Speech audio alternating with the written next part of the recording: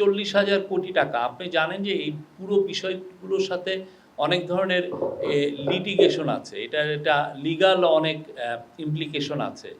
ফলে অনেকের নাম আমরা এখানে রিভিল করতে পারি না, বা কোথায় তার প্রপার্টি আছে সেই জিনিসগুলো আমরা রিভিল করতে পারি না। বাট এদের অনেকেরই আপনারা দেখেছেন যে ব্রিটিশ পত্রিকায় এসছে কিছু কিছু এটার প্রপার্টির বিষয়ে।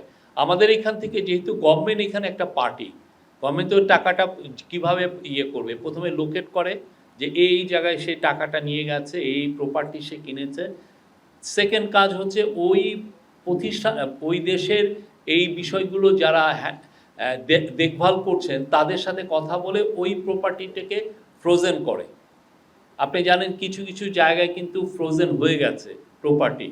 তারপরে যেটা ইস্টাবলিশ করতে হয় যে এটা আমাদের টাকা দিয়ে উনি ওইখানে নিয়ে গেছেন, অতএব আমরা তার টাকাটা এই পুরোটা বিক্রি করে এটাকে ফেরত নিয়ে আসা। এই কাজটা এখন আমরা করছি, এই কাজটা শুরু হচ্ছে।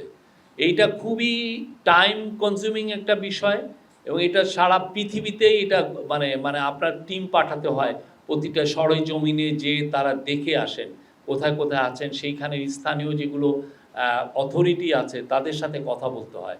এই কাজগুলো খুব সিরিয়াসলি করা হচ্ছে। এই কাজগুলো করার সাথে বাংলাদেশ ব্যাংকের টিমগুলো কাজ করছে, এখানে এন্টি করাপশন কমিশনের টিম কাজ করছে, এবং এনবিআইয়ের সিআইসির যেটা সেন্ট্রাল ইন্টেলিজেন্স সেল তারা কাজ করছে, এবং পুলিশেরও সিআইডির কাজ করছে। এটা খুবই বিস্তৃত একটা কাজ, এবং এটা আমার যেটা মনে হয় যে এটা অনেক কয়েক বছর লেগে যাবে পুরো জিনিসটাকে ফেরত আনতে।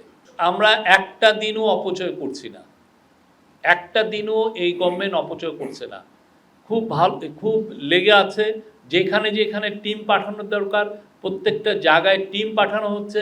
সরজমিনে যে তার প্রপার্টি চেক করে দেখে আসছেন তারা। আমরা আশা করছি যে আমাদের গভর্নমেন্টের সময় আমরা অবশ্যই কিছু সাকসেস আপনাদেরকে দেখাতে পারবো, সেই লক্ষ্যেই কাজ করা হচ্ছে। বাট আমরা উই আর বিং রিয়ালিস্টিক।